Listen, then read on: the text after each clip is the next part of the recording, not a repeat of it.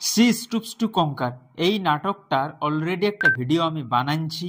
যদি ওই ভিডিওটা কেউ তোমরা দেখে না থাকো তো আগে ওই ভিডিওটা দেখো, তারপরে এই ভিডিওটা দেখবে, কারণ ওই ভিডিওটা না দেখলে এই ভিডিওটা জমবে নাই। ওই ভিডিওটাতে আমি আলোচনা করেছি about the author, about the text, characterisation এবং একটা স্টোরি ব্যাকগ্রাউন্ড। এই ভিডিওটাতে আমরা আলোচনা করব এই নাটকটার সামারিটা। তো শুরু করা যাক।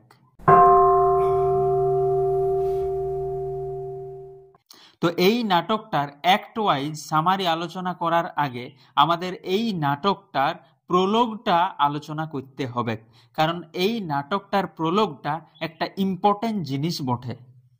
তো প্রোলগ মানে কি? না, প্রোলগ মানে হলো যে কোনো লিটারারি ওয়ার্কের একটা ইন্ট্রোডাকশন। সে পোয়েট্রি হতে পারে, প্লে হতে পারে, এমনকি নভেলও হতে পারে। প্লের ক্ষেত্রে প্রোলগটা সাধারণত কোনো কাস্ট বা ক্রু মেম্বার বা কখনো কখনো কোনো ক্যারেক্টার ন্যারেট করে, কিন্তু এই যে নাটকটা, এই নাটকটার প্রোলগটা যিনি ন্যারেট করছেন উনি হলেন মিস্টার উডওয়ার্ড। মিস্টার উডওয়ার্ডকে ছিলেন সেই সময়কারের একজন পপুলার অ্যাক্টার। উনাকে বলা হয়েছিল এই নাটকটার টনি লাম্পকিনের ক্যারেক্টারটা প্লে করতে, কিন্তু উনি পারিছিলেন না, কিন্তু এই প্রোলগটা উনি ন্যারেট করছেন। আর এই প্রোলগটা যিনি লিখেছেন বা যিনি লিখেছে বলে বেশিরভাগ লোক অ্যাট্রিবিউট করেন সেটা হচ্ছে মিস্টার ডেভিড গ্যারিক। উনি সেই সময়ের একজন থিয়েটার ম্যানেজার ছিলেন, আজকের ডেটে যেটাকে আমরা থিয়েটার ডাইরেক্টর বলবো। তো ডেভিড গ্যারিক এই প্রোলগটা লিখছেন। আর এটা কি লিখছেন যে আজকের ডেটে কমেডি ধীরে ধীরে হারান যাচ্ছে, কমেডির মধ্যে সেন্টিমেন্ট চলে এসেছে, কমেডির মধ্যে হিউমার বা লাফিং জিনিসটা নাই, কমেডি ইজ ডাইং। ঠিক আছে?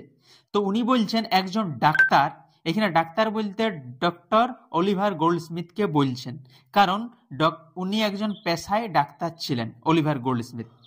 তো বলছে একটা ডাক্তার আসছেন আর উনি 5টা ডোজ দিবেন।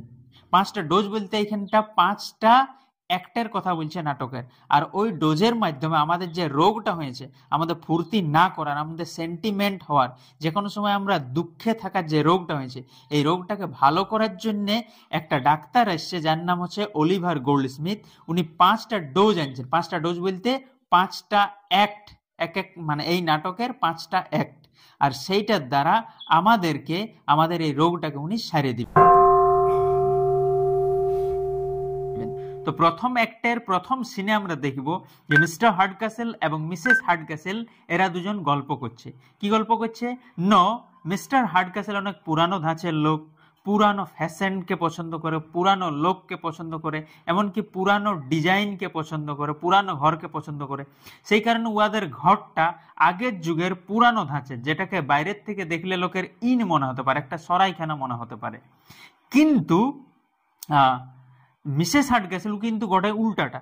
ও কেমন না, ও হচ্ছে যে নতুন ডিজাইনের পোশাক পরতে ভালোবাসে, নতুন নতুন ফ্যাশনগুলোকে অ্যাপ্লাই করতে ভালোবাসে।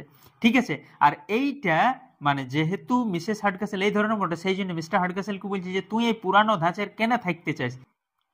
তো এইটা যখন মিসেস হার্ডক্যাসল মিস্টার হার্ডক্যাসলকে বলছে, তখন মিস্টার হার্ডক্যাসল বলছেন যে আমি যে কোনো পুরানো জিনিসকে ভালোবাসি, সে পুরানো ফ্যাশন হোক, পুরানো ঘর হোক, আর পুরানো মানুষ হোক। এখানে পুরানো মানুষ বলতে মিসেস হার্ডক্যাসলকে বলছে, যেটাই মিসেস হার্ডক্যাসল রাখছে, কারণ ও বলতে চাইছে যে আমি অ্যাকচুয়ালি দমে পুরানো লই, আমি অনেক কম বয়সী বটি।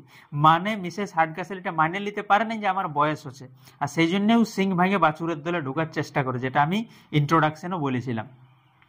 এরপর ওরা আলোচনা করতে শুরু করলো তাদের যে ঘরে পুত্র সন্তানটা আছে, তাদের যে ছেলেটা যার নাম হচ্ছে টনি লাম্পকিন। টনি লাম্পকিন কি করে ওদের ঘরের যে স্ট্যাটাস আছে সেইটাকে রাখছে না। ওদের কাছে যে পাব আছে ওখানে যে আড্ডা মারে, ওখানে লোয়ার ক্লাসের যে ছেলেগুলো আছে তাদের সঙ্গে থাকে, ইয়াদের যে ঘরের স্ট্যাটাস সেই স্ট্যাটাসেরও ধাজিয়া উড়ান দিচ্ছে, যেটাকে বলবো আমরা।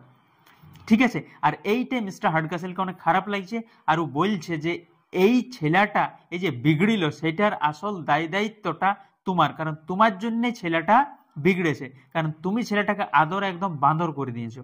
আর এটা সত্যই মিসেস হার্ডক্যাসল টনি লাম্পকিনকে একটু ঢেরেই মাথায় চাপাচ্ছে। তখন মিসেস হাডগাসেল বলছেন যে না, ছেলেটা ভালো ছেলে বটে, তুমি হয়তো সেইভাবে দেখো নাই, দেখলে তুমি বুঝতে পারবে যে ছেলে ভালো বটে। আর আরেকটা জিনিস যে ও দমে পড়ে আর দমে কাজ করে কি করবে, কারণ ওর বাবার এত ফরচুন আছে, এত সম্পদ আছে, এগুলো নিয়ে আরামেও থাকবে। এই সময় আমরা দেখব যে স্টেজে মানে ওইখানে টনি লাম্পকিন আসছে। টনি লাম্পকিন আসে মানে ওইটা আমি পেরেঞ্জ আছে আর কি, ও যাবে কথা নয় পাবটা। তখন মিসেস হাডগাসেল বলছে কোথায় যাবি রে? তখন বলছে কোথাও যাবো না। তখন বলছে হ্যাঁ রাত হয়েছে, তুই কোথায় যাবি? তখন বলছে ওইখানে যাবো একটু। তখন বলছে ওইখানে যাই মানে ওই পাবটা যাই তুই কি করবি, ওদের সঙ্গে আড্ডা দিবিস। তুই ওই সব যে ছোট লোয়ার মানে র্যাঙ্কের যে লোকগুলো ওদের সঙ্গে কেন উঠবস করছিস? তুই সেই লেভেলের লোক বটি, তোর মধ্যে একটা প্রেস্টিজ দেবে, তোর মধ্যে একটা আত্মমর্যাদা বোধ দেবে, তুই যাত্রার সঙ্গে মেশে কেনে দিছি। তুমি যে মা এগুলা নিয়ে মাথা খারাপ করো না, আগের যুগে যেগুলা ছিল অত স্ট্যাটাস স্ট্যাটাস মাথা খারাপ করো না, আমাকে যাতায়াত একটু পূর্তি করতে দাও, আমি যাচ্ছি। এই করেও চলে গেল। এরপর ওইখানে আসছে আর ওয়ার পিছনে পিছনে মিসেস হাডগাসেলও চলে গেল। এরপর ওইখানে আসছে কেট হাডগাসেল, যেটা হচ্ছে ইয়াদের এই কাপলের মেয়ে। তো কেট হাডগাসেল আসছে, আসতে আসতে ওদের গল্প আছে প্রথমে যে বাবা দেখছো আমি কেমন পোশাক পরেছি, কারণ যখন ঘরে থাকে তখন কেট তার বাবার পছন্দের পোশাকগুলো পরে। ওর বাবা কেমন পুরানো ফ্যাশনের ওল্ড ফ্যাশনের পোশাকগুলো পছন্দ করে, সাদা সিধাগুলো, তো সেরকম সাদা সিধা পোশাকেই পরে আসে। বলছি আমি কিন্তু যখন বাইরে যাব তখন আমার নিজের ফ্যাশনের কাপড়গুলো পরে ওখানে যাবো। তখন বাবা বলছে ঠিক আছে, কিন্তু বলছে একটা কথা আছে, একটা খবর আছে। তখন বলছে বলো। তখন বলছে আমার বন্ধু স্যার চার্লস মার্লো আর ছেলে মার্লো আজকে তোকে দেখতে আসবে, ভালো করে থাকবি। তখন বলছি আচ্ছা। তুমি হঠাৎ করে আমাকে বলছি হঠাৎ করে? হ্যাঁ বলছি আসবে, ছেলেটাকে দেখবি, ছেলেটার নাকি শুনেছি খুব ভালো, মানে গুণও ভালো আছে, দেখতেও হেভি আছে, আর খুব ভদ্র ছেলে বটে। এই বলে মিস্টার হাডগাসেল চলে যাচ্ছে। এরপর কেট ভাবছে যে ছেলেটা দেখতে ভালো, ঠিক আছে হ্যান্ডসাম ছেলে, কোন মেয়ের নাই পছন্দ লাগে, কিন্তু দমে ভদ্র ছেলেকে অনেক মেয়ের পছন্দ লাগে নাই। মনে হয় কেটকেও পছন্দ লাগছে না, যে দমে ভদ্র মানে বোরিং হতে পারে লোকটা। দমে ভদ্রটা তো ভালোই, একটু একটু চার্মিং হবে, একটু সে ব্যাড বয় বা নটি বয় হবে, একটু ভালো লাগবে। তো কিন্তু দেখা যাক, একবার আসুক, দেখছি, তারপর হাতে মুঠে যাওয়া হবে। সেই সময় ওয়ার যে কাজেন কনস্ট্যান্স নিভেল ও আসছে। কনস্ট্যান্স নিভেলকে মিসেস হাডগাসেলের দাদার মেয়ে, যার দাদা মারা গেছে, আর ওই কনস্ট্যান্সকে ইয়াদের ঘরেই রেখে দিয়েছে। আর কিছু ওয়ার নামে ফরচুন আছে, কিছু টাকা পয়সা আছে বা জুয়েলারি আছে, যেটা কনস্ট্যান্সের নামে আছে। আর থাকে মানে কনস্ট্যান্স নিভেল ইয়াদের ঘরেই। তো কনস্ট্যান্স নিভেলকে মিসেস হাডগাসেল টনি লাম্পকিনের সঙ্গে বিয়া দিতে খুঁজে। কেন? কারণ ভাবছে যদি ইয়াকে বিয়ে দিই, ছেলেটাও ভালো, আমার ঘরে যদি থাকে তো ঘরটাও ফ্রেশ থাকবে, ঘরের ছেলে ঘরে থেকে যাবে, আর ইয়ার নামে যে ফরচুনটা আছে মানে টাকা পয়সা মানে জুয়েলারিগুলো আছে সেইগুলো আমার কাছে থেকে যাবে। কিন্তু কনস্ট্যান্ট নিভেলকে এটা বিশাল খারাপ লাগে। আর এইটা আর একটা জিনিস ভালো লাগে কনস্ট্যান্ট নিভেলকে, যে টনিও চাই নাই যে কনস্ট্যান্স নিভেলের তার সঙ্গে বিয়ে হোক। এইটাই একমাত্র জিনিস যেটা কনস্ট্যান্সকে অনেক ভালো লাগে। আর এই যে কনস্ট্যান্সকে টনি লাম্পকিনের সঙ্গে বিয়ে করতে মন করে না, এটার একটা কারণ হচ্ছে যে এদের সম্পর্কটা ভাই বোনের মতন, সেই জন্য স্বামী স্ত্রী হতে ইচ্ছা করে নাই। কিন্তু আরেকটা কারণ হচ্ছে যে হেস্টিংস বলে একটা ছেলে যাকে কনস্ট্যান্স পছন্দ করে, ভালোবাসে, আর সেই জন্যেই কনস্ট্যান্স নিভেল জানে মার্লোকে, কারণ হেস্টিংসের বেস্ট ফ্রেন্ড হচ্ছে মার্লো। তখন কনস্ট্যান্স কেটকে বলে দিয়েছে হ্যাঁ যে ছেলেটা যে মার্লোকে আমি জানি, কারণ হেস্টিংসেরও বেস্ট ফ্রেন্ড বটে, মার্লো অনেক ভালো ছিল বটে, অনেক হ্যান্ডসাম ছিল বটে, কিন্তু আর একটা প্যাঁচ আছে। কি প্যাঁচ? উ যারা আপার ক্লাস উইমেন তাদের কাছে বিশাল সাই বটে, বিশাল লজ্জাবতী বটে, মানে ঠিকঠাক গল্প করতে পারবে না, তবে নার্ভাস থাকবে। কিন্তু যারা উয়ার থেকে নিচু লেভেলের মহিলা তাদের সঙ্গে হেভি ফ্লাটিং করতে পারে, মানে জমাই ক্ষীর করে দিতে পারে। তো এইটাই হচ্ছে উয়ার একটা প্যাঁচ। এরপর ফার্স্ট একটা সেকেন্ড সিনটা আমরা দেখব টনি লাম্পকিন ওই পাবে আছে আর বন্ধু বান্ধবদের সঙ্গে গজ্জল্লি মারছে, আড্ডা মারছে, আর নানান রকম গল্প করছে মজাদার, আর তারা একটা গান দিছে। সেই গানটা কিন্তু ভীষণ ইম্পর্টেন্ট গান। সেই গানটাই সেই যুগের যে ফেক বা সুডো স্ট্যাটাস ছিল, যে স্ট্যাটাসকে নিয়ে মরামরি হইতো, লোক মাথা খারাপ হইতো, সেই জিনিসটাকে ভয়ঙ্করভাবে স্যাটারাইজ করছে, মানে বিদ্রুপ করছে। যেমন আমাদের হয়নি যে আমরা নিজের স্ট্যাটাস দেখাবার চক্করে অনেক সময় টাকা কুলে নেই, তার শপিং মলে যায় দমে কিছু কিনে আর দমে ফটো তুলে স্ট্যাটাস ছাড়ি। এই যে আমাদের স্ট্যাটাস ফেক দেখাবার আমাদের রাগ, এইটা একটা ভয়ঙ্কর ডেঞ্জারাস জিনিস, যেটা আগের থেকেই আছে। আর ওই জিনিসটাকে ক্রিটিসাইজ বা স্যাটারাইজ করছে এই গানটাতে। পরবর্তী ক্ষেত্রে হঠাৎ উয়ার কাছে খবর আসে, টনি লাম্কিনের কাছে দুটা ভদ্র লোক এসেছে, লোক বলতে মোটামুটি যুবক ছেলে, আর উয়ারা মিস্টার হার্ডকাসেলের ঘর খুঁজে বলছে। আর এখন অনেক রাত হয়ে গেছে। এরপরে এই বুঝে গেল টনি লাম্কিন যে আজকে আমার বোনটাকে কেটকে দেখতে এসে নিশ্চয়ই। তো টনি লাম্কিন বিপদে ছিল বটে, ও বলছে দাঁড়া, বলছে ওরাকে ডাক। ওরাকে ডাকলো আর বললো যে দেখো এই যে এইখানে মানে এই পাবটা, এইখানে কোনো রুম টুম তোমরা পাবে না, তো এইখানে থাকো না, কাছেই একটা সরাইখানা আছে।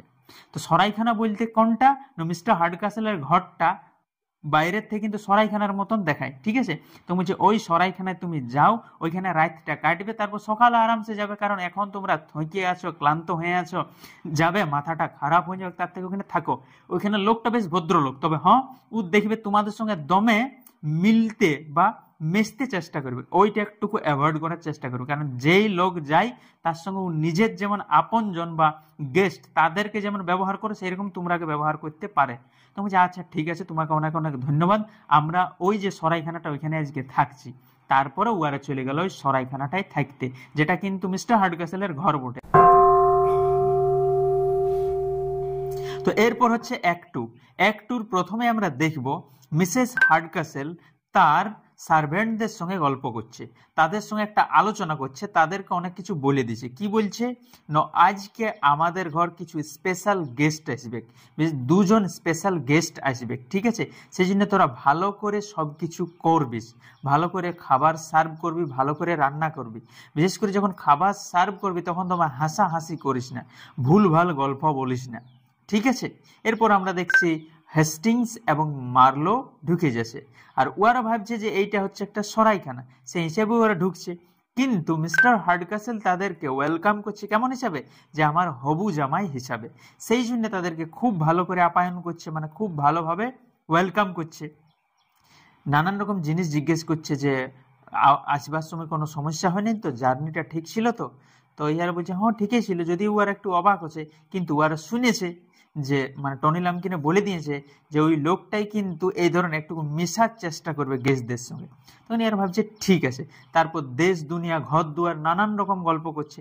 ধীরে ধীরে ইয়াদেরকে একটু আনকমফোর্টেবল লাগছে, তাও বলছে যে যাই হোক ঠিক আছে, আমরা যদি ঠিকঠাক থাকতে দিই, ঠিকঠাক খাতে দিই, তো সব কিছু ঠিক আছে।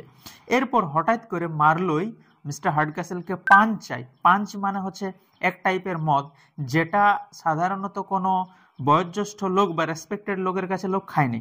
এটা হচ্ছে কেমন যে আমি আমার হবু শ্বশুর ঘর গেলে আর আমার শ্বশুরকে বলছি কাকা একটু খৈনি বানাবে, একটু খাবো, আমার একটু বেশি করে বানাও কম চুন দিয়ে, এই টাইপ হয়ে গেল। বা দেখি একটা বিড়ি আমি দুটান দিয়ে তোমাকে দিয়ে দিছি, এই ধরনের হয়ে গেল যখন পাঞ্চটা চাইলো। এইটাই অনেক হিউমিলিয়েটেড ফিল করলো মিস্টার হার্ডকাসেল। ভাবছি হ্যাঁ রে, আমার বন্ধুয়ে বলেছিল যে আমার ছেলেটা বিশাল ভদ্র বটে, বিশাল সাই বটে, কিন্তু ছেলেটাকে তো আমি গোটাই উল্টা রকম দেখতে পাচ্ছি। তারপর ভাবছি যাই হোক, আজকের যুগের ছেলে তো নানান রকম, এই আজকালের ছেলের তো আর খুব একটা ম্যানার নাই, তখন ওকে ভিতরে ভিতরে ক্ষমা করে দিয়েছে, ঠিক আছে। এরপর হঠাৎ করে ইয়ারা বলে বসলো যে কাকা খাবার দাবার কত দূর। তখন বলছে খাবার দাবার হ্যাঁ হচ্ছে, ভালো রকম হচ্ছে, তো সেই জন্য একটু দেরি হবে। তখন বলছে না, ভালো আমাদের খাবার দরকার নেই, একটা সস্তা সাদা মাটা খাবার দাও। কারণ এরা ভাবছে যে কালকে তো আমরা হবু শ্বশুর ঘরে ভালো মন্দ খাবোই, তো আজকে একটুকু সাদা মাটাই খাই, কিন্তু এটাই যে শ্বশুর ঘর সেটা ওরা জানে না। তখন বলছে না, তোমাদের জন্য আমরা এত ভালো ব্যবস্থা করেছি, সাদা মাটা কেন খাবে। তখন বলছে না না না, সাদা মাটাই খাবো, কারণ যেগুলো ভালো খাবার ওগুলো তো বিশাল দামি বটে। তখন বলছে দামি হোক না, ওটা তোমার কেন টেনশন নেবো। বলছে কেন টেনশন নেবো না, ওটা তো টেনশন নিতেই হবে।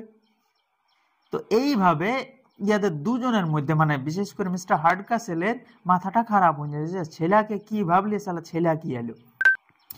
এরপর আমরা দেখবো হেস্টিংস একটু ঘুরে বলতে বলতে হঠাৎ কনস্ট্যান্স নিভেলকে দেখতে পাইছে। কনস্ট্যান্স নিভেলকে যখন দেখতে পাইছে হেস্টিংস তখন বলছে হ্যাঁ তুই এখানে কি করছিস। তো বলছে কি করছি মানে, তোকে তো আমি বলেছি যে আমি আমার আন্টের ঘরেই থাকি। তো বলছে হ্যাঁ রে, আন্টের ঘরে থাকি এটা আমি জানি, কিন্তু সরাইখানাটা তুই কি করছিস। বলছে সরাইখানা কোথায় পেলে সরাইখানা। বলছি কেন এইটা লই। তখন বলছে রে বুড়বক, এটা আমার আন্টের ঘর বটে, ঠিক আছে বাহির থেকে একটু সরাইখানার মতন লাগে, কিন্তু সরাইখানাই বটে, এটা তো কে বললো। তখন বলছে আমরা কি একজন বলে দিয়েছি এটা সরাইখানা বটে। তখন বলছে কে বলেছে। তখন বলছে এই টাইপের একটা ছেলে। তখন বুঝে গেল যে এটা ঠিক টনি লাম্কিনে বলেছে। তখন বলছে শোন, এটা সরাইখানা লো, এটা আমার আন্টের ঘর বটে। তখন বলছে এইবার শালা সিনাবিস ন গাধুবিস। এখন যদি আমি বলে দিই মারলোকে যে এইটা হচ্ছে তোর হবু শ্বশুর ঘর, আর ও যে শ্বশুরের সঙ্গে যে মানে বুঝতে পারলো যে ওইটা হচ্ছে ওর হবু শ্বশুর, ওর সঙ্গে যে বিহেভটা করেছে, তো এম্বারেসমেন্টে আর থাকতে পারবে না, এখনই রাতেই পালান দিবে। আর ইয়াদের যে প্ল্যানিংটা আছে কনস্ট্যান্স এবং হেস্টিংসের, সেই প্ল্যানিংটাও ব্যস্ত হয়ে যাবে। তখন বলছে যে না, এইটা মারলোকে বলা যাবে না। সেই সময় মারলো এসে ঢুকলো। মারলো বলছে এরে মাথা যে আমার খারাপ করেছে কাকাই। তখন বলছে কি? বলছে লাও খাও, একসঙ্গে বসে খাবো। তো আমাদের সঙ্গে ও কাকা কেন বসে খাবে? তো ইয়ারা তো জানে সব কিছু। তখন ইয়ারা অ্যাভয়েড করতে চাইলো, সঠিক ইনফরমেশনটা বললো, শোন ট্রেডিশনাল লোক, পুরানো লোক যদি তোর সঙ্গে একটু বসে খেতে চাইছে তো খা না, অসুবিধা নেই। তা বলছে এটা কে বটে? তখন বলছে এটা হচ্ছে কনস্ট্যান্স নিবেল। যে এখানে কী করছে? তখন বলছে শোন একটা কথা বলছি, যে কনস্ট্যান্স নিবেল এবং কেট এই সরাইখানাটাতে এসেছে রাতে, একটু কাজ আছে ওদের। তো বলছে আচ্ছা কেটও আছে? তো বলছে হ্যাঁ। তো বলছে আমি তো পালাচ্ছি। বলছে আরে পালাইস না। এই করতে করতে কেটও এখানে এসে ঢুকে যায়। যখন কেট আসে তখন কনস্ট্যান্স নিভেল আর হেস্টিংস পালান দেয়। এরপর যখনই কেট ঢুকেছে তখন মারলোই মাথাটা নোয়ান নিয়েছে, মানে কেটকে একবারও দেখে নেই। কেট ওর সঙ্গে নানান রকম গল্প করছে, অনেক কিছু জিজ্ঞেস করছে, কিন্তু মারলোই উত্তর দিছে, ভালো উত্তর দিতে পারছে না। কারণ এইটা তো আমরা আগেই জানি যে মারলোর মধ্যে একটা প্যাঁচ আছে, যে ও আপার ক্লাস যে উইমেন তাদের সঙ্গে খুব ভালো কনভারসেশন করতে পারে না, বিশাল নার্ভাস হয়ে যায়। ঠিক আছে, সেই জন্য কেটকে একবারও দেখে নেয়। যা কিছু প্রশ্ন করেছে, একটা নিজের থেকে প্রশ্ন করে নেয়, যা প্রশ্ন করেছে কেটে ই মাথাটা নয় হুকার দিয়েই উত্তরগুলো বেশিরভাগ দিয়েছে। এই জিনিসটা দেখে কেটকে একটু হাসি লাগছে, আর আমাদেরকে একটু হাসি লাগবে, কারণ সেই যুগটা ছিল যে মেয়েটা অ্যাকচুয়ালি মাথাটা নয় থাকবে, আর ছেলেরা অ্যাকচুয়ালি এই জিজ্ঞেসগুলো করবে, যেটা আমরা এটাই একটা আলাদা জিনিস দেখছি। এটা একটা মোটামুটি স্যাটারিক্যাল এলিমেন্ট আমরা ধরতে পারি এই নাটকের মধ্যে। এরপর আমরা দেখব মিসেস হার্ডকাসেল, হেস্টিংস, কনস্ট্যান্স এবং টনিকে। ঠিক আছে, মিসেস হার্ডকাসেল যখনই জানেছে যে হেস্টিংস লন্ডন থেকে এসেছে, তখন তাকে অনেক কিছু ফ্যাশন সম্বন্ধে, ম্যাগাজিন সম্বন্ধে জিজ্ঞেস করছে। কারণ আমরা জানি যে মিসেস হার্ডকাসেলের এইগুলোর প্রতি বিশাল ঝোঁক আছে। ঠিক আছে, আর এইটাও ওকে ভালো লাগছে যে একটা শহরের লোক আসেছে, ওর সঙ্গে আমি একটু বন্ধুত্ব করছি, এইগুলো মজা লাগছে। আর এটাও বলতে চাইছি যে আমাকে গ্রাম ভালো লাগে নাই, আমাকে শহরাঞ্চলেই ভালো লাগে। ঠিক আছে, আর তারপরে আমরা দেখছি এই দিকটাই যে কনস্ট্যান্স নিবেল আর টনি উহাদের গল্প আছে। বিশেষ করে কনস্ট্যান্স নিবেল টনিকে বলছে যে তুই কেন এরকম করলি, উহাদেরকে ভুল ভাল বলে দিলি। আর এই যে গল্পটা হচ্ছে এইটা দেখান দিচ্ছে মিসেস হার্ডকাসেল, যে দেখো কত সুন্দর উহাদের কাপলটা লাগছে। তখন বলছি কেন? বলছি উহাদেরকে আমি ফিউচারে বিয়ে দেওয়ার টার্গেট নিয়েছি। তো বলছে আচ্ছা ঠিক আছে। এটা তো জানে না মিসেস হার্ডকাসেল যে হেস্টিংস কনস্ট্যান্স নিবেলের জন্য এসেছে। তারপর এই সব বলে মিসেস হার্ডকাসেল চলে যায়। তখন হেস্টিংস এবং কনস্ট্যান্স দুজনে মিলে টনিকে বলে যে এইরকম কেন করেছো? তখন বলছে ঠিক আছে আমার ভুল হয়ে গেছে, এটার জন্য আমি প্রায়শ্চিত্ত করতে চাই। তো কি প্রায়শ্চিত্ত করতে হবে বলো? তখন ইয়ারা বলে যে দেখো আমরা একে অপরকে ভালোবাসি, আর আমার যতটা ধারণা যে তোমার মা তোমার সঙ্গে ইয়াকে বিয়ে দিতে চাইছে, আর আমি যতটা জানি যে তুমি এটা চাও না। তখন বলছে না আমি কোনোদিন চাইনি, ইয়াকে আমি কি জন্য বিয়ে করবো? তখন বলছে হ্যাঁ, তো আমাদেরকে তোমাকে সাহায্য করতে হবে। তখন বলছে যা সাহায্য চাইবে আমি অবশ্যই দিব, কারণ প্রথমত ইয়ার থেকে আমি বাঁচবো, আর 2 নম্বর হচ্ছে আমি প্রায়শ্চিত্ত করব। তখন বলছি কি সাহায্য লাগবে বলো? তখন বলছি এইটার আমাদেরকে ব্যবস্থা করতে হবে, আমরা দুজন পালাবো। ঠিক আছে, আর আমি শুনেছি নাকি ইয়ার নামে কিছু ফরচুন ইয়ার বাবাই রেখে গেছে। তখন বলছে হ্যাঁ, তো ওইটার কিছু ব্যবস্থা করতে পারবো? বলছি আমি সব ব্যবস্থা করে দেবো, আমার উপর ভরসা রাখো, আমি যে পাপটা করেছি ওই প্রায়শ্চিত্তটা করে দেখাবো। তখন বলছি আচ্ছা ঠিক আছে। এরপর হচ্ছে 3 নাম্বার অ্যাক্ট। তো 3 নাম্বার অ্যাক্টে আমরা দেখব কেট এবং মিস্টার হার্ডকাসেল গল্প করছে। কি গল্প করছে? কেট বলছে বাবা তুমি মার্লোকে দেখলে? তখন বলছে হ্যাঁ আমি দেখেছি। তুই দেখলি? তখন বলছে হ্যাঁ আমিও দেখেছি। তখন বলছে কেমন দেখলি? তখন বলছে দেখলাম ছেলেটা বেশ লজ্জাবতী আর বিশাল জেন্টাল। তখন বলছে কি বলছিস রে, তুই কাকে দেখেছিস? বলছে কেন তুমি দেখেছো? বলছে হ্যাঁ আমি দেখেছি। বলছে তুমি কেমন দেখলে? তখন বলছে আমি দেখলি যে ছেলেটা একটুকু লজ্জা নাইকো, নির্লজ্জ ছেলে বটে, আর জেন্টালিটি বলতে আর একটুকুও নাইকো। তখন বলছে তুমি কার কথা বলছো? তখন বলছে আমি মার্লোরই কথা বলছি। বলছে না তুমি মার্লোর কথা বলো নাই। বলছে তুই মার্লোর কথা বলিস নি। আমরা কিন্তু বুঝতে পারছি যে দুজনেই সত্যি কথা বলছে, কারণ দুজন মার্লোর 2টা ছবি দেখেছে। একজন মার্লোর ডেঞ্জারাস ছবি দেখেছে, আর একজন মার্লোর কিউট ছবিটা দেখেছে। তখন ইয়ারা একে অপরকে বলছে যে আচ্ছা ঠিক আছে, মানে কেট বলছে যে আমি তোমাকে প্রমাণ করব যে মার্লো কত জেন্টাল এবং কত সাই বটে। আর ওর বাবাই বলছে আমি তোকে প্রমাণ করব যে ও কত নির্লজ আর কত মাতাল ধরনের ছেলে বটে। তখন বলছে ঠিক আছে। এরপর আমরা দেখব টনি একটা গয়নার বাক্স চুরি করেছে। কোন গয়নার বাক্স এটা? না, এটা হচ্ছে কনস্ট্যান্স নিভেলের গয়নার বাক্সটা, যেটা তার মায়ের কাছে রাখা ছিল। তো ওই গয়নার বাক্সটা আনে ও হেস্টিংসকে দিল, বলছে এখন ভালো করে রাখ, তারপর পালাবার সময় এটা নিয়ে পালাবিস। তখন হেস্টিংস এটা শুনে চলে গেল। তারপর ওইখানে আমরা দেখছি কনস্ট্যান্স নিভেল এবং মিসেস হার্ডকাসেল আসছে। কনস্ট্যান্স নিভেল তার আন্টকে জিজ্ঞেস করছে যে আন্ট, আমাকে আমার নামে যে জুয়েলারি বাক্সটা আছে বা গয়না পাতিগুলো আছে সেগুলো আমাকে দিয়ে দাও, কারণ আমি তো অনেক বড় হয়ে গেছি, এরপর আমি আমার কাছে ওইটা রাখবো, কারণ ইও ভিতরে ভিতরে পালাবার প্ল্যানিং করছে। তখন তার আন্ট বলছে যে না রে, তুই এখন অতটা বড় হোস নে, তুই আর একটু বড় হ, তারপরে আমি তোকে দিব। এইখানে তলে তলে যায় টনিয়ে বলে দিছে তার মাকে যে মা, তুমি এক কাজ করো, তুমি ইহাকে বলো কনস্ট্যান্সকে যে গয়নাগুলা চুরি হয়ে গেছে, ঠিক আছে, তবে ও আর তোমার কাছে চাইবে নাই। তখনই ভাবলে যে হ্যাঁ, এটা তো তুই ভালো একটা বুদ্ধি খাটালিস। তখন ও কনস্ট্যান্সকে বলছে এরে, আমি তোকে আজকেই দিয়ে দিতি গয়নাগুলা, কিন্তু গয়নাগুলা দুর্ভাগ্যবশত চুরি হয়ে গেছে। তো বলছে হ্যাঁ এইরকম, এই করে ও আর মা চলে যায়, কারণ দেখতে যায় যে সত্য মানে গয়নাগুলা ঠিকঠাক জায়গায় আছে আর নাই। আর এই সময় কনস্ট্যান্সকে টনি বলে দিল যে এরে তুই টেনশন লিস না, আমি গয়নার বাক্সটা চুরি করেছি আর আমি হেস্টিংসকে দিয়েছি। এরপর মিসেস হার্ডকাসেল যায় দেখেছে, আর সত্য দেখেছে যে গয়নার বাক্সটা চুরি হয়ে গেছে। তখন ওর মাথা খারাপ হয়ে গেছে, এবার ও দৌড়ে এসেছে, আসে এখন আর টনিকে বলছে রে গয়নার বাক্সটা চুরি হয়ে গেছে। তখন টনি বলছে হ মা, গয়নার বাক্সটা চুরি হয়ে গেছে, কারণ ওরা কিছুক্ষণ আগে এই প্ল্যানিংটা করলো। তো বলছে না রে, গয়নার বাক্সটা সত্যিই চুরি হয়ে গেছে। তো বলছে হ মা, গয়নার বাক্সটা সত্যিই চুরি হয়ে গেছে। বলছে আরে বাপ, গয়নার বাক্সটা সত্য চুরি হয়ে গেছে, তুমি বুঝ কেসটা। তো বলছে হ মা, আমি কেসটা বুঝেছি যে চুরি হয়ে গেছে। এই যে গয়নার বাক্সের এপিসোডটা, এইটা কিন্তু ভীষণ হিউমারিয়াস বা বিশাল লাফিং, সেই জন্য এটা একটা ইম্পর্টেন্ট 5 নম্বরের কোয়েশ্চেন পড়ার চান্স থাকে। এরপর আমরা দেখব কেট তার ঘরের একজন মেডের সঙ্গে গল্প করছে, যার নাম হচ্ছে পিম্পল। কি গল্প করছে? না, পিম্পল তাকে বলে দিছে যে শোনো, মার্লো তোমাকে সাদা মাটা ড্রেসে দেখেছে, যেটা ও ঘরে সবসময় পরে থাকে।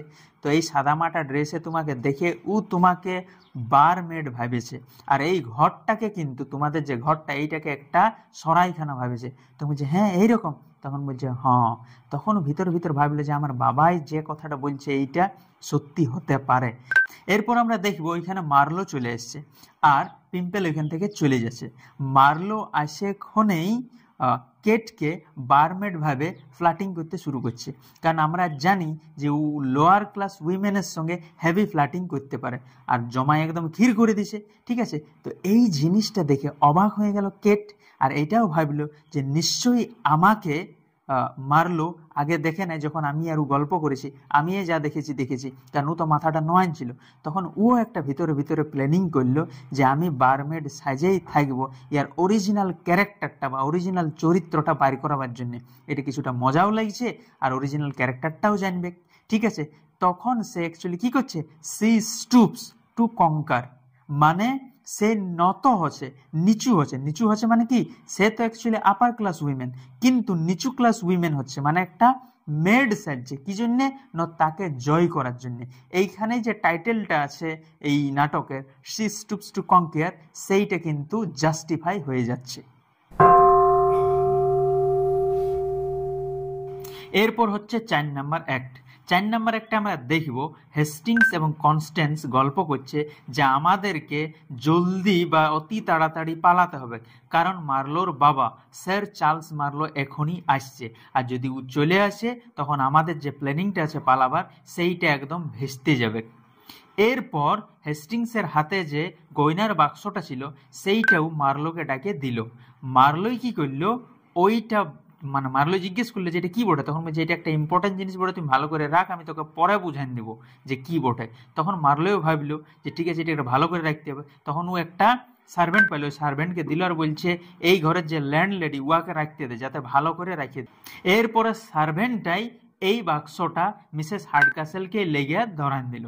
এরপর মিসেস হার্ডকাসেল ভাবছে যে মনে হয় আমি যেটা ভাবতেছিলি চুরি হয়ে গেছে, চুরি হয়নি, এইটা সার্ভেন্টগুলাই ইধার উধার করে দিল, যেটা ইয়ারা হয়তো বুঝায় আমাকে বলতে পারছে না। এরপর আমরা দেখব মার্লো এবং মিস্টার হার্ডকাসেলের মধ্যে বিশাল তর্ক বিতর্ক হচ্ছে। মার্লোই দেখলো যে একটা সার্ভেন্ট মদ খায় তাদেরকে পরিবেশন করছে, মদ খায় তাদেরকে সার্ভ করছে। তখন বলছে, হ্যাঁ কাকা, তোমার লোকগুলাকে তুমি ঠিক করে রাখতে পারো নাই, মদ খায় যে সার্ভ করছে, তোমার কাকা কোনো ঢঙেই নেই, তুমি কোনো জিনিস চালাতেই পারো নাই। এইটাই শুনে রাগে বম হয়ে গেল কে? মিস্টার হার্ডকাসেল। ও ভাবছে, হ্যাঁ রে, আমি তোকে এতবার চান্স দিলি যে এইবারে সুধরিবি, এইবারে সুধরিবি, কিন্তু তুই সুধরিবার লোক লইস। তুই এক কাজ কর, তুই আমার ঘরের লে বাইরে। তখন বলছে, এত রাইতে তুমি আমাকে ঘরের লে বাইরে বলছি, আমি কথা যাবো? বলছি, কথা যাবি সেটা আমি জানি নাই, তুই আমার ঘরের লে বাইরে, আমি তোকে আমার ঘরে আর থাকতে দিব নাই। তো বলছে, ঠিক আছে, আমি চলে যাব। তো কত বিল হয়েছে সেইটা বল, কারণ ও তো ভাবছে যে এইটা হচ্ছে একটা সরাইখানা। তখন বলছে, হ্যাঁ তুই বিল চাইলিস? আমি তোকে যত নিচে ভাবছিলি তার থেকে তুই নিচে নামলিস, তুই আমাকে এত বড় অপমান করলিস যে তুই বিল চাইলিস? আমার বন্ধু কি বলেছিল যে আমি তোকে একটা ভালো ছেলে, একটা ভদ্র ছেলে, একটা সাই ছেলে পাঠাচ্ছি, আর তুই এত খারাপ ছেলে, এত অভদ্র ছেলে, এই বলেও চলে গেল। এরপর মার্লোর ওই বন্ধু কথাটা শুনে একটু খটকা লাগে। তখন ও বুঝে যে দাল মে কুছ কালা है। সেই সময়ে ওই দিক থেকে কেট আসতেছিল, একদম সাধারণ সাদা সিধা ড্রেস পরে। তখনই বুঝে যে এটা ওই বারমেডটা বটে। তখন ওকে দাঁড় করায় এবং জিজ্ঞেস করে যে এটা কোন জায়গা। তখন বলছে, কোন জায়গা মানে? মানে বলছে, এইটা কি কোনো সরাইখানা বটে? তখন বলছে, না, এটা সরাইখানা লই। বলছে, তবে? বলছে, এইটা হচ্ছে মিস্টার হার্ডকাসেলের হাউস। তো বলছে, মিস্টার হার্ডকাসেলের হাউস? ই তো আকাশ থেকে পড়ছে, এর মাথা খারাপ হয়ে গেছে, ই তো বুঝতে পারছে যে আমি কত রকমের বড় বড় ভুল করে দিয়েছি। তখনই জিজ্ঞেস করছে যে এইটা যদি সরাইখানা লই তো তুই এখানে কি করছিস, মানে তুই বারমেড হিসাবে এখানে কি করছিস? তখন বলছে, আমি অ্যাকচুয়ালি বারমেড লই, আমি এই মিস্টার হার্ডকাসেলের দুঃসম্পর্কের একজন লোক বটি, কিন্তু আমরা অনেক গরিব বটে, আমাদের টাকা পয়সা খুব একটা নাই, সেই জন্য আমি ইয়ার ঘরেই থাকি। ইয়ার ঘরে আমাকে খাতে দেয়, থাকতে দেয়, ফ্রেশভাবে থাকতে দেয়, সব কিছু জিনিস আমাকে দেয়, সেই জন্য আমি ইয়াদের কিছু কিছু কাজও করে দিই। এরপর কনস্ট্যান্স, টনি এবং হেস্টিংস ইয়ারা গল্প করছে। ইয়ারা বুঝতে পারলো যে অ্যাকচুয়ালি উহাদের যে গয়নার বাক্সটা সেটা ঘুরে মিসেস হার্ডকাসেলের কাছে চলে গেছে। ঠিক আছে, আর মিসেস হার্ডকাসেল ভাবলো যে এটা চুরি হয় নাই, ওই সার্ভেন্টরা ইধার উধার করে দিয়েছিল, ঘুরে আমার হাতে আসে, সেই জন্য ভালো করে রেখে নিয়েছে। তো বলছে, এইবার কি করা যায়? তখন টনি বলছে, দেখ, আমি তো ঘুরে আর চুরি করতে পারবো না। তখন হেস্টিংস আর কনস্ট্যান্স বলছে, ঠিক আছে, চুরি করার আর দরকার নাই, আমাদের ওই গয়নার বাক্সটারই দরকার নেই, আমরা এইরকম ভাবেই পালাবো। এই বলে হেস্টিংস ওখান থেকে চলে যায়। তখন কনস্ট্যান্সকে টনিয়ে বোঝায় যে, দেখ, আমি অ্যাকচুয়ালি সাহায্য করারই ইচ্ছা করেছিলি বা চেষ্টা করেছিলি, কিন্তু পারলি না, কি করবি? তখন কনস্ট্যান্স বলছে, দেখ, তুই তোমার একটা টেনশন নিই না, আমি তোকে ভাবতে নেই যে তুই এত ভালো বটিস, কিন্তু তুই আমাদেরকে এতটা সাহায্য করছিস, সেই জন্য আমি গ্রেটফুল আছি। সেই সময় ওইখানে চলে আসে মিসেস হার্ডকাসেল, আর ও বলে যে, শোন রে, তোরা তোমার টেনশন নিতেছিলি না যে গয়নার বাক্সটা হারাই গেছি, কিন্তু গয়নার বাক্সটা হারায়নি, ওইটা সার্ভেন্টগুলো ইধার উধার করে দিয়েছিল, আমার কাছে সেফ অবস্থায় আছে, কিন্তু এটা আমার কাছে থাকবে, আমি এখন তোদেরকে দিব না। তখন বলছে, আচ্ছা ঠিক আছে। সেই সময় একটা সার্ভেন্ট একটা চিঠি এনে দেই, টনিকে দেই, কারণ টনিকে দিতে বলেছিল। এই চিঠিটা অ্যাকচুয়ালি হেস্টিংসে দিয়েছিল টনিকে। এইটা বলছে যে, শোন, আমি তৈরি আছি পালাবার জন্য কনস্ট্যান্সকে নিয়ে, আমাদের জুয়েলারির কোনো দরকার নাই, তুই একটা ব্যবস্থা করে দে, আমরা যাতে জলদি পালাই। আর এইটা টনি ভালো করে পড়তে জানে নাই, তখন ওর মাকেও ধরান দিল, তখন ওর মা পড়ে সব কেসটা জেনে গেল।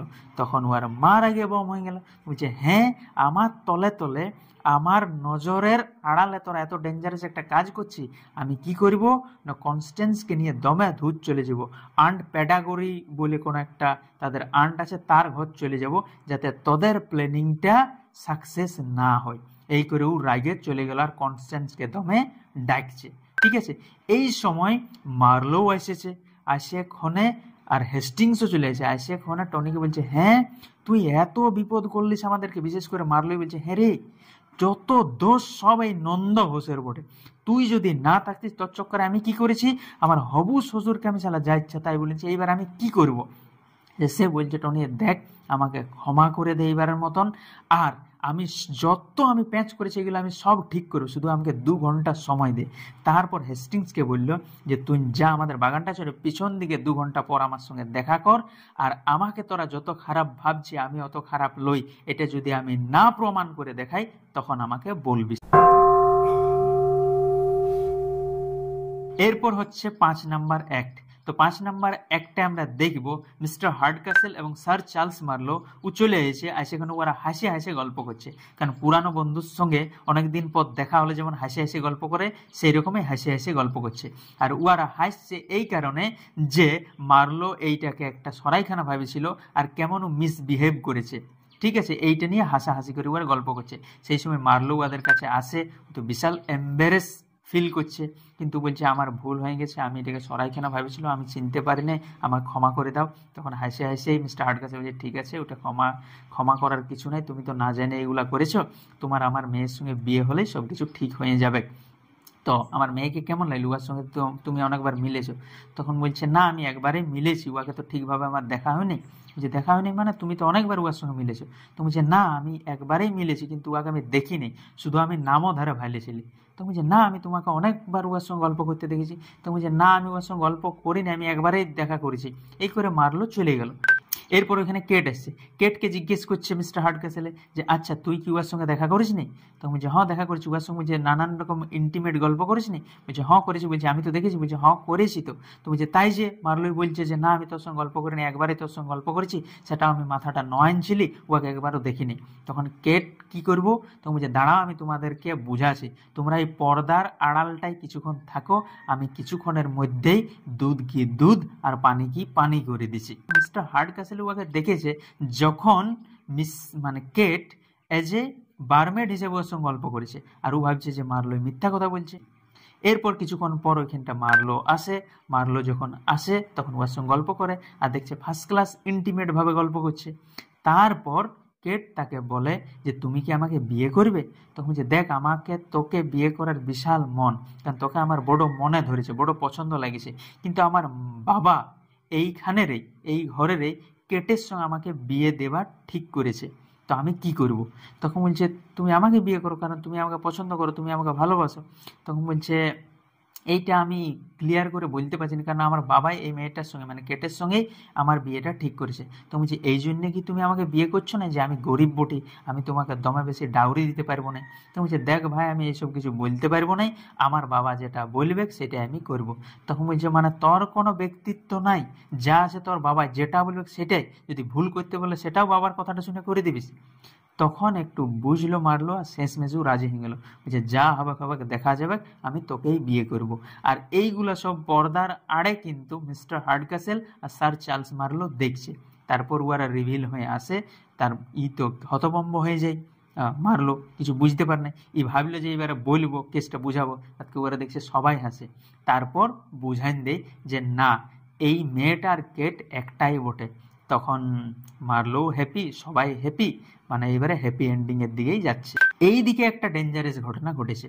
টনিয়ে কি করেছে, মিসেস হার্ডকাসেল ওর মাকে নিয়ে এবং কনস্ট্যান্সকে নিয়ে ওরা বললো নাই যে আন্ট প্যাডাগরির ঘর যাবো, তখন ওরা যাচ্ছে, কিন্তু অ্যাকচুয়ালি ওরা যায়নি। টনিয়ে কি বুদ্ধি খাটাচ্ছে, ওদের ঘরের এই 4-5টা এক রকম ঘোড়াটাকে ঘুরাইছে, ঘুরাই ইয়ারাও থকে গেছে, ঘোড়াও থকে গেছে, সে ঘোড়ার গাড়ির চাকাটা গেছে ভাঙে। তখন ওরা এখানে পড়ে গেছে। ওর মা বলছে হ্যাঁ রে, এত ফাঁকা জায়গায় আমরা কত দূরে আছি।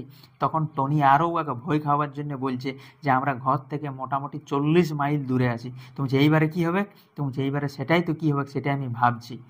আর যেহেতু টনিয়ে হেস্টিংসকে বলে রেখেছে 2 ঘন্টার মধ্যে তুই ওইখানটা থাক, আমাদের বাগানের ওই পিছন দিকটাই আমি তোর ব্যবস্থা করছি, ওই দিকে কনস্ট্যান্সকে পাঠিয়ে দিয়েছে। তখন কনস্ট্যান্স যাই, এরপর হেস্টিংস বলছে চল আমরা পালাবো। এরপর হঠাৎ কনস্ট্যান্সের মুড সুইং হয়ে যায়, ও বলছে না আমি পালাবো না। তো বলছি আচ্ছা বলছিস, আমরা এত প্ল্যানিং করলি, এত কষ্ট করলি পালাবার জন্য, তুমি বলছি পালাবো না? তো বলছে না আমি পালাবো না, এই খারাপ রাস্তাটায় আমি যাব নাই, আমি ভালো রাস্তায় যাব। আমি আমার আন্টকে, আমার আঙ্কেলকে কনভিন্স করব যে আমাকে ইয়ার সঙ্গে বিয়ে দে, আমার খুব বিশ্বাস যে আমাকে তোর সঙ্গে বিয়ে দিবে। ঠিক আছে, তো আমরা এই যে পালাই, ওদেরকে হিউমিলিয়েট বা ওদেরকে ইনসাল্ট করে আমরা বিয়েটা করব না, এটাই না আমরা হ্যাপি হব, না আমাদের ফ্যামিলি হ্যাপি হবে। তখন বলছে আচ্ছা ঠিক আছে।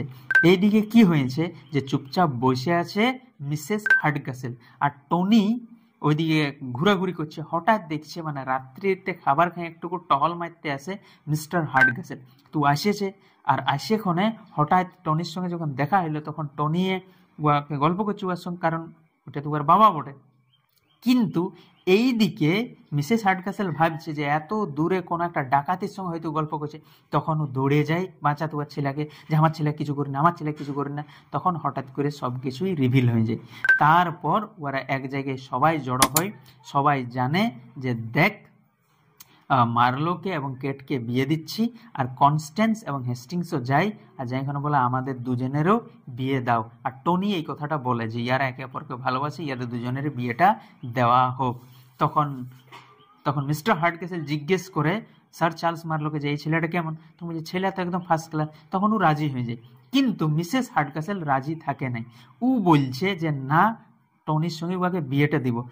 টনি বলছে না, আমি বিয়ে করব নাই, ওই হেস্টিংসের সঙ্গেই বিয়েটা দেওয়া হোক কনস্ট্যান্সের। তখন বলছে না, তুই জানিস নাই, তোর বয়স কম আছে, তুই এখন নিজে ডিসিশন নিতে পারিস নাই। তখন মিস্টার হার্ডকাসেলে বলছে যে অ্যাকচুয়ালি টনি প্রাপ্তবয়স্ক হয়ে গেছে, ওর 21 বছর পেরাইন গেছে, ঠিক আছে, তো ও নিজে ডিসিশন নিতে পারে। ও বলছে এইটা আমি লুকায় রেখেছিলাম, কিন্তু এখন বুঝতে পারছি লুকায় রাখলে তুই ওকে বরবাদ করে দিবি, সেই জন্য লুকায় রাখা যাবে না। এরপর সবাই হ্যাপি হইল, দুটা কাপলের এরপর বিয়ে হবে, মানে হ্যাপি এন্ডিং হয়েই নাটকটা শেষ হইল।